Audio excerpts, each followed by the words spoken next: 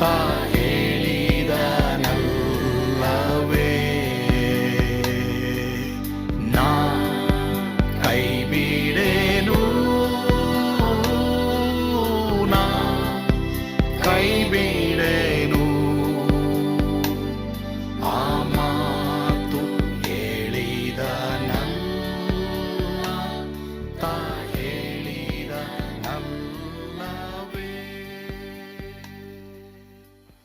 ಯೇಸು ಕೈ ಬಿಡನು ದೈನಂದಿನ ಸತ್ಯವೇದ ಅಧ್ಯಯನಕ್ಕೆ ನಿಮ್ಮೆಲ್ಲರನ್ನು ಆಹ್ವಾನ ಮಾಡ್ತೇನೆ.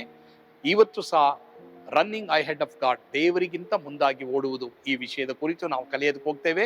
ಈ ಪ್ರಸಂಗ ಅನೇಕರಿಗೆ ಆಶೀರ್ವಾದವಾಗಿತ್ತು, ನಿಮಗೂ ಆಶೀರ್ವಾದವಾಗಿರುತ್ತೆ. ನಾನು ಈ ಸ್ಕೂಲ್ ಓದ್ತಾ ಇಲ್ಲ, ನೋ ನೋ ನೋ ನೋ, ನಮ್ಮ ಎಲ್ರಿಗೂ ವ್ಯಾಲ್ಯೂ ಇರೋದು ಯೇಸುವಿನಲ್ಲಿ. ಆಮೇನ್, ಭಾಳ ಪ್ರಾಮುಖ್ಯ. ಸೊ ದೇವರಿಗೆ ಮುಂದಾಗಿ ಓಡುವವನಿಗೆ ಯಾವಾಗಲೂ ಸಿಟ್ಟು ಇರ್ತದೆ. ಈಗ 4ನೇ ಅಧ್ಯಾಯ 5ರಿಂದ 9ನೇ ವಚನ ಓದೋದು ಬೇಡ, ಬಟ್ ಆದರೆ ಅಲ್ಲಿರೋಂಥದ್ದು ಹೇಳ್ತೀನಿ. ಇನ್ನೊಂದು 10 ನಿಮಿಷದಲ್ಲಿ ನಾನು ಪ್ರಸಂಗ ಮುಗಿಸ್ತೀನಿ, ಯಾಕಂದರೆ 4ನೇ ಅಧ್ಯಾಯ ಆಯಿತು. ಸೊ ಯೋನನ ಪುಸ್ತಕ ಅಲ್ಲಿಗೆ ಕ್ಲೋಸ್. Okay okay. ಈಗ ಯೋನನ ಮಾತು ದೇವರು ಕೇಳಲಿಲ್ಲ. ಎಲ್ಲರೂ ಗಮನ ಇಡಿ. You cannot argue with God, is boss. ಎಲ್ಲ ಹೇಳಿ, ಯಜಮಾನನೇ. ಓಕೆ. ಈಗ 4ನೇ ಅಧ್ಯಾಯ 5ರಿಂದ 9ನೇ ವಚನದಲ್ಲಿ ಇವನು ಪಟ್ಟಣ ಬಿಟ್ಟು ಹೋಗ್ಬಿಡ್ತಾನೆ. ಯಾಕಂದರೆ ಇವನಿಗೆ ದೇವ್ರ ಮೇಲೆ ಇಷ್ಟ ಇಲ್ಲ. ಎಷ್ಟೋ ಜನ ದೇವ್ರ ಮೇಲೆ ಇಷ್ಟ ಇಲ್ಲ, ಸಭೆ ಬಿಟ್ಟು ಹೋಗ್ಬಿಡ್ತಾರೆ. Wrong, that's wrong. ಬಟ್ ಎಷ್ಟೋ ಜನ ಕಷ್ಟ, ನಷ್ಟ, ನೋವು, ವೇದನೆ ಬಂದಿದೆ. ಎಷ್ಟೋ ಜನ ನೀವು ಸಭೆಗೆ ಬರ್ತಾ ಇದ್ದೀರಾ. Really hats off. ಮತ್ತು ದೇವರು ನಿಮ್ಮ ಬಗ್ಗೆ ಒಂದು ಕಿರೀಟ ಇಟ್ಟಿದ್ದಾರೆ ನಿಮಗೆ. ಎಷ್ಟೋ ಜನಕ್ಕೆ ನಿಮ್ಮ ಜೀವನದಲ್ಲಿ ಎಲ್ಲನೂ ಆಪೋಸಿಟ್ ಆಗಿದೆ. ಆದರೂ ನೀನು ಚರ್ಚಿಗೆ ಬರ್ತಾ ಇದೆಯಲ್ಲ, ನೀನು ಬೈಬಲ್ ಓದ್ತಾ ಇದೆಯಲ್ಲ, ನೀನು ಪ್ರಾರ್ಥನೆ ಮಾಡ್ತಾ ಇದೆಯಲ್ಲ, ಯು ಹ್ಯಾವ್ ಎ ಕ್ರೌನ್. ನಿನಗಾಗಿ ಒಂದು ಕಿರೀಟ ಇಟ್ಟಿದ್ದಾರೆ.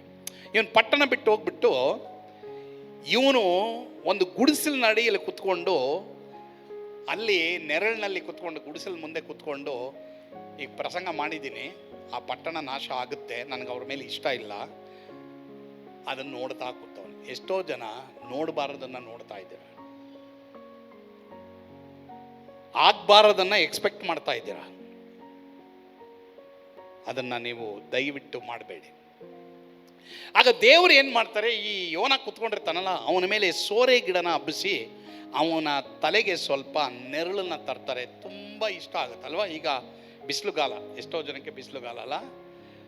ಸೊ ಹೀಗಾಗಿ ನೆರಳು ಬಂದರೆ, ಎಷ್ಟು ಹೊಂಗೆ ಮರದ ನೆರಳಿದ್ರೆ ಎಷ್ಟೋ ಜನಕ್ಕೆ ಸಂತೋಷ, ಅವನಿಗೆ ತುಂಬ ಸಂತೋಷ ಆಗುತ್ತೆ.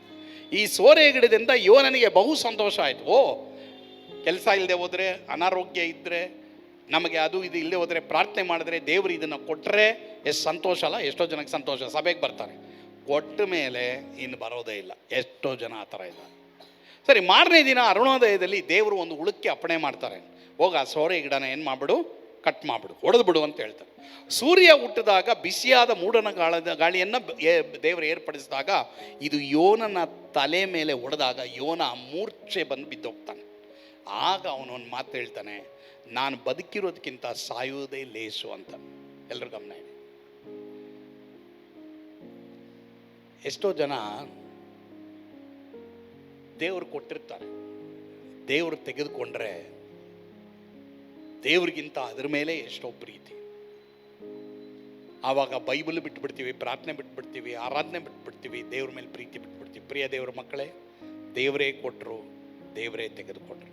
ಸೋರೆ ಗಿಡ ದೇವರೇ ಕೊಟ್ಟರು, ಸೋರೆ ಗಿಡ ದೇವರೇ ತೆಗೆದ್ರು. ಯಾಕಯ್ಯ ನೀನು ಸೋರೆ ಗಿಡಕ್ಕಾಗಿ ಕೋಪ ಪಡ್ತಾ ಇದ್ದೀನಿ? ಈಗ ದೇವರು ಯೋನನನ್ನೇ ಕೇಳ್ತಾರೆ, ಯೋನ ಯಾಕಯ್ಯ ಹಿಂಗೆ ಪ್ರಾರ್ಥನೆ ಮಾಡ್ತಾ ಇದೀಯ? ನೀನು ಆ ಸೋರೆ ಗಿಡಕ್ಕಾಗಿ ಸಿಟ್ಟುಕೊಳ್ಳೋದು ಸರಿಯಾ? ಯೋನ ಹೇಳ್ತಾನೆ, ಹೌದು, ಮರಣದಷ್ಟು ನಾನು ಸಿಟ್ಟುಕೊಳ್ಳೋದು ಸರಿನೇ ಅಂತ ಹೇಳ್ಬಿಡ್ತಾನೆ. ಇವಾಗ ಇಲ್ಲಿ 3 ಪ್ರಶ್ನೆ, ದಯವಿಟ್ಟು ಇನ್ನೊಬ್ಬರು ಓದ್ತೀರಾ? ಕೊಡಿಯಪ್ಪ ಅವ್ರಿಗೆ. ರಾಜೇಂದ್ರ ತಗೋಪ್ಪ, ಓದಿಲ್ಲಿ ನೋಡ್ರಿ. ದೇವರು ತನಗೆ ಮುಂದೆ ಹೋಗುವ ಎಲ್ಲರಿಗೂ ಪಾಠವನ್ನು ಕಲಿಸುತ್ತಾರೆ. ಏನು ಪಾಠ? 3 ಪಾಠ ಕಲಿಸ್ತಾರೆ ನೋಡಿ. Okay. Those who run ahead of God, God will teach them 3 lessons. 1, ಸುಖವನ್ನು ಕೊಡುತ್ತಾನೆ, ಗಿಡ ಬೆಳೆಸುತ್ತಾನೆ.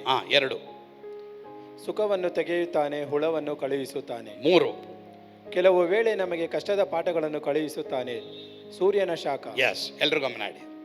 ಯಾರು ದೇವರಿಗಿಂತ ಮುಂಚೆ ಹೋಗ್ತಾರೋ ದೇವರು ಅವರಿಗೆ ಸುಖ ಕೊಡ್ತಾರೆ, ಆದರೆ ದೇವರು ಅವರಿಂದ ಸುಖನೂ ತೆಗಿತಾರೆ. ಕೆಲವೇಳೆ ನಮಗೆ ಕಷ್ಟದ ಪಾಠಗಳನ್ನು ಸಹ ದೇವರು ಕಲಿಸ್ತಾರೆ. ಎಲ್ಲರೂ ಗಮನ ಇಡಿ.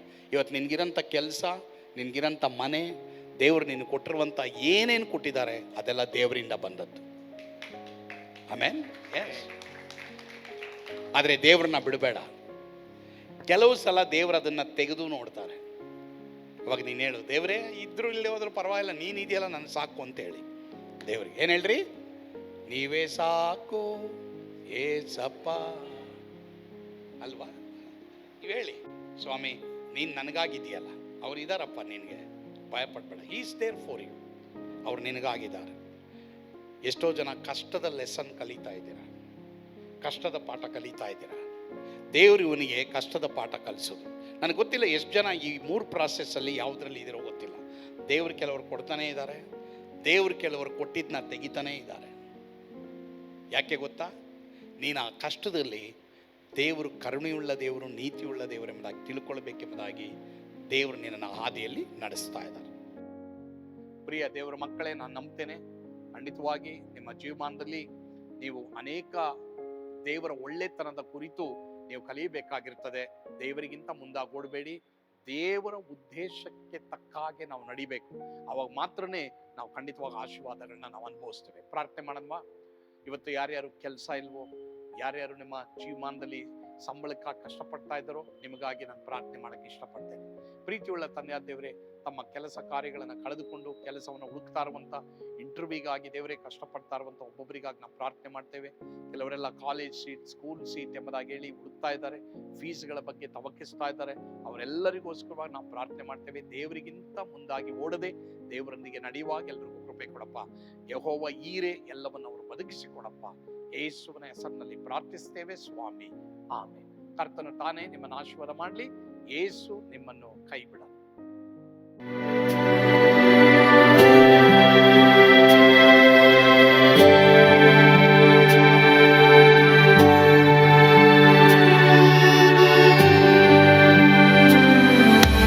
ನಾನು ಆತ್ರದಲ್ಲಿ ಇರುವಾಗಲೂ ನೀನು ಪಾಯಪಟ್ಟು ಓಡಬಾರದು. ನನ್ನ ಮಾತನಂಬಿ ಸ್ಥಿರವಾಗಿರು.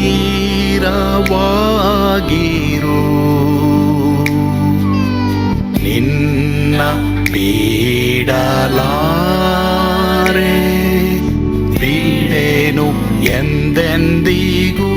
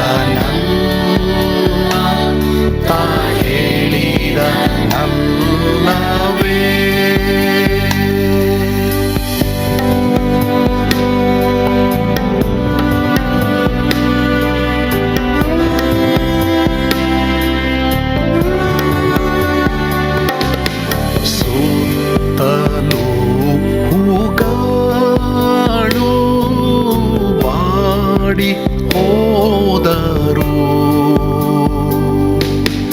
ಮೇಲೆ ಸ್ವರ್ಗದೋಳು ಬಾದಲಾಗದು. ಅಲ್ಲಿಂದೇಸು ಸ್ವಾಮಿ ಬಾರುವಾತನು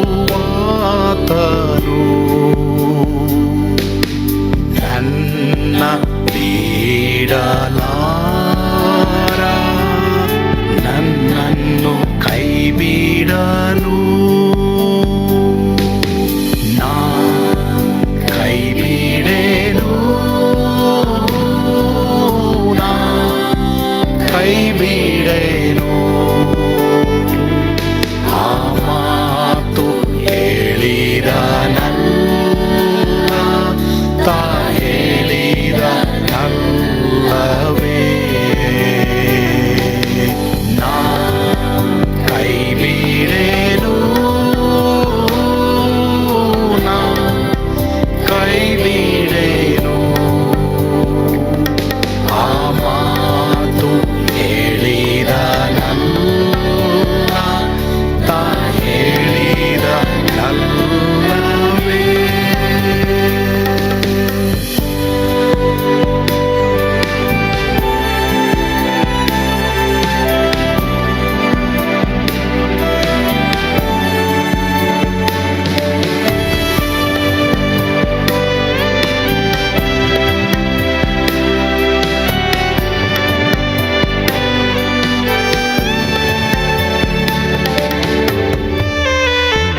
ಮುಂದೆ ಬಾಹು ಕಷ್ಟ ಬಾರುತ್ತಿದ್ದರು,